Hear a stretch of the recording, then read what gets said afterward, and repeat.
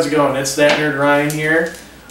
Today I have my lovely girlfriend Erin with me. We saw Inside Out 2 last week, and we are going to be discussing it today. Yeah,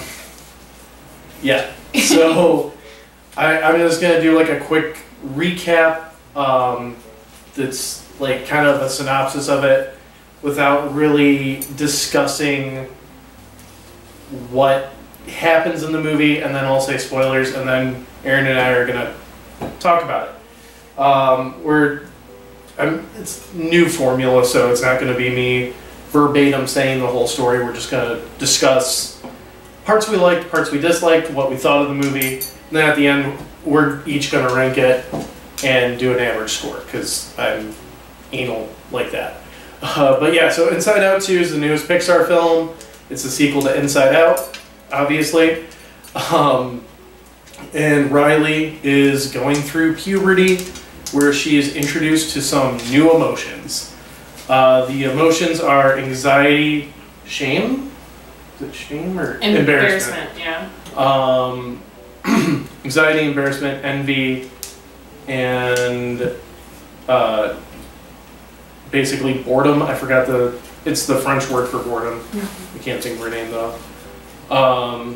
But yeah, with that, those emotions take over, bottle up the older emotions, who now have to get Riley's original sense of self back to basically make her feel like herself again.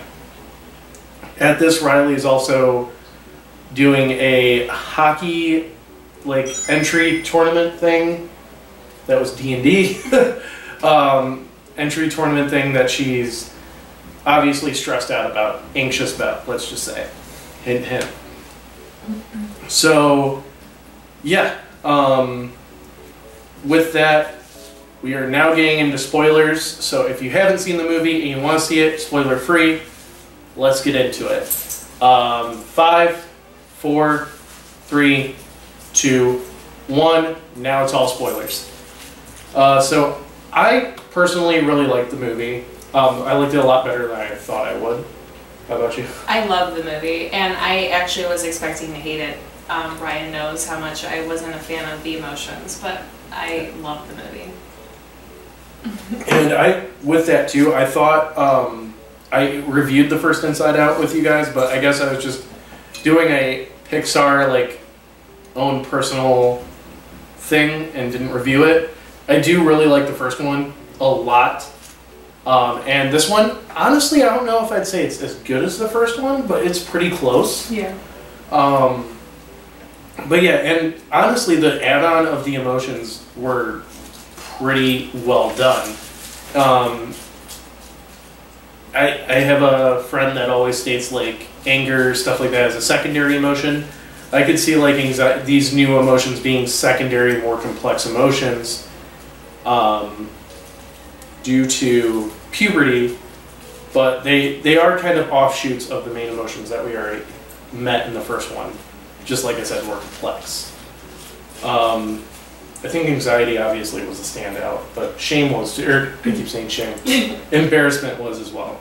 Yeah, I think I mentioned that to you in the theater. I was like, oh, okay, I like how they explain that they're the complicated emotions instead of just like, these are emotions.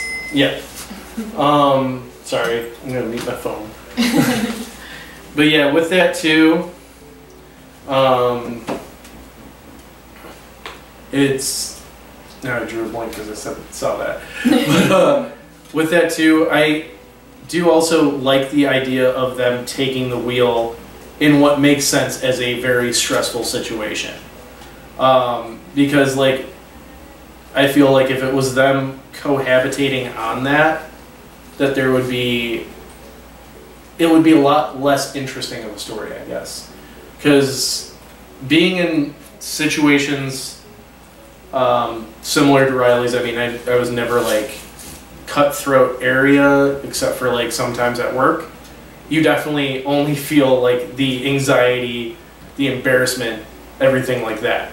Also, what I like that they hinted on, or that they kind of showed at the beginning, was when puberty actually hit, and like Riley's waking up and the mom walks in and they're kind of just trying to tap the board, and it still goes to the extreme. Yeah. Because it does feel like I mean, I don't know, I don't remember. We're not old, but it's been a long time since puberty. Oh, sorry, Bella. Bella wanted to say hi. It's the 3rd of July right now, and there's fireworks going off, so we're trying to keep her calm. We know. It's okay. It's okay. Okay. She's got her anxiety taking the wheel right now. Don't worry, Bella. It's okay. It's okay, baby. But yeah, so yeah, you get more of those emotions taking the wheel in those scenarios, and I do like how it was kind of a cheap joke, a dumb joke of them getting bottled up. Yeah. Literally, but yeah, compartmentalized. Which yeah. Thank you for saying that. The beginning with the compartmentalizing, where Joy is literally taking any of Riley's embarrassing memories or something that doesn't fit the quota, she'll throw them to the back of the mind and compartmentalize. Thank you. Yeah. But yeah, see, that's why you're here. She could help me stutter through my words. But yeah, I figured that was like actually really good there. Whoever wrote this definitely has to have some sort of psychology background, because they're like, it's smartly written. It's not like even I made a comment, I think, during the movie. I was like, I like how the emotions have emotions too, because like Joy has like a moment of doubt and sadness and anxiety and not like to jump, but also I think I remember like turning to you during the panic attack, anxiety attack, like that is exactly what I listed out on how to handle a panic attack, and I love that they showed that. Yeah, which we're going to talk about that in a second, because honestly that was probably my favorite scene in the movie, and it's because like I never know how to explain, because I do suffer anxiety and do get panic attacks, and I never know how to explain it to somebody without like, oh, just listen to this song or something. This movie probably honestly did it better than anything that I could have talked about. Yeah. But yeah, and like that actually made me cry, because it was like it shows it perfectly. They really didn't like make it a cheap shot or something like that. Yeah. And I mean, I had a feeling going into the movie that we'd see that with anxiety being a character. It wasn't like, not to bring in this, but it wasn't like 13 Reasons Why season 2 where they're like, oh yeah, there's going to be a school shooting this season, yeah. It was like, okay, they introduced a character named Anxiety, obviously a panic attack's going to happen. And it wasn't like being romanticized either, like I was saying with the 13 Reasons Why. It was definitely a, like, happens to most people sort of thing. I also like the inclusion of Riley having new friends and everything, and how she treats her friends in that state.